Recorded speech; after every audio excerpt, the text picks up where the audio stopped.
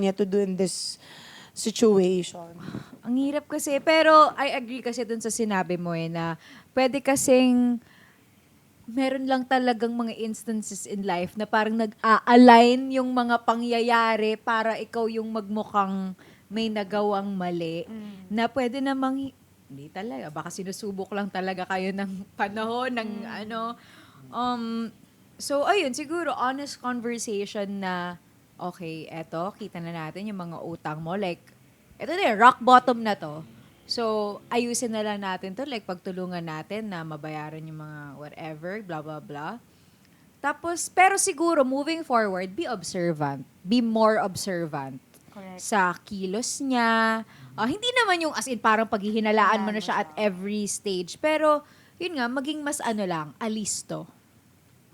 Tama. Yun siguro. Ang hirap din kasi na bigla ka na lang Totoo. Unless talagang ikaw mismo nawalan ka na ng tiwala. Tiwala. Kung Correct. ganon, unfair naman yun dun sa partner mo na magstay ka with him knowing na hindi ka naman na pala nagtatrust sa kanya. Oo. Tsaka sobrang hirap din yan. Pag sa relationship, pinakamahirap pag pinag-aawayan pera. Ba yun? Isa yun sa parang ayoko ma-experience ever. Diba? And sa tingin ko, kailangan lang din talaga nila pag-usapan yan eh. Kasi parang mahirap talaga magbintang eh. Yeah. Hindi ka pwede magbintang ng basta-basta lang kasi lalo na pag nanakaw yan.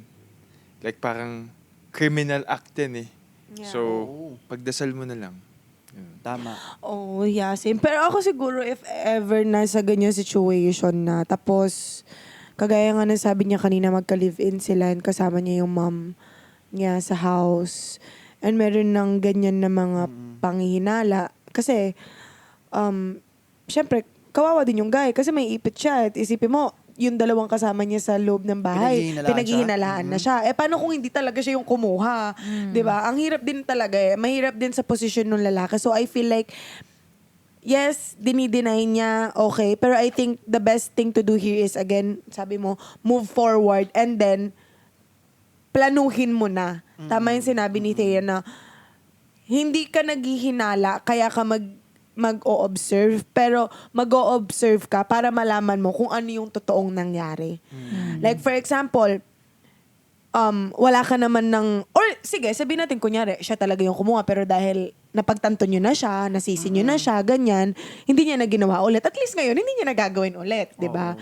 Magiging okay yung relationship nyo, ganyan, and magiging okay din yung relationship niya with your mom. Kasi mahirap yun eh. Isipin mo, magkakasama sila sa isang house. Yeah. Or lasingin mo. True. Lasingin mo, tapos saka mo tanungin.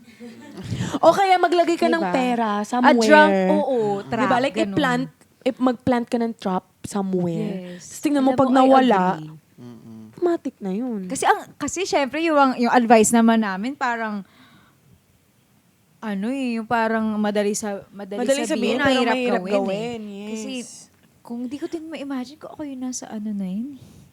Nasa posisyon na yun, ang hirap. So, yun na lang, mag-set ka na lang. Patibong. Patibong, siguro. Lagi ka 1K sa ilalim ng ano mo. Lagi ka 1K doon. Oo. Lahat ng sulok, lagyan mo ng pera. Yung pinakatanong siguro dito, di ba may utang siya? Nakasilista pa yung mga due date. May trabaho ba siya? Kasi kung wala siyang trabaho, tapos nabayaran niya yun, ay, Oo. doon pa lang, medyo questionable na yun. Di ba? Saan mo nakuha yung pangbayad kung wala ka naman Or work? tanungin mo siya, ano yung, bago ko to nalaman, ano yung plano mo na Paano mo gawin para mababayaran? masolusyonan mo Oo, tong yung mga ganon. na to? Yung ganong way. Kasi sometimes, sa ibang question mo malalaman yung sagot sa isang tanong. Oo nga. Diba? Like, hindi mo directly tinatanong na ikaw ba yung nagnakaw? Siyempre, sasagot doon, hindi. Pero may mga ibang questions ka na magli-lead sa'yo sa answer kung siya ba talaga yung nagnakaw or hindi. Ganon. Ang hirap naman yan. Mahirap yung Mahirap situation. yan.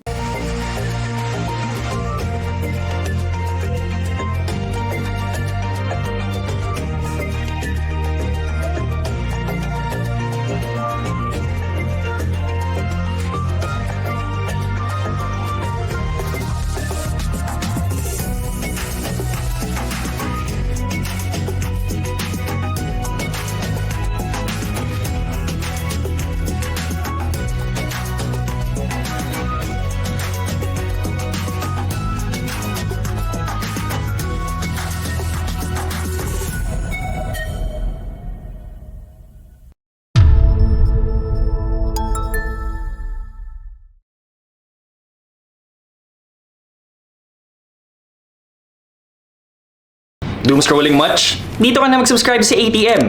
Dahil kantahan, sayawan, kainan, at nakaka-relate na tsikahan, sagot namin yan. Click the subscribe button below and hit the bell para lagi kang updated sa latest ganaps. Go na!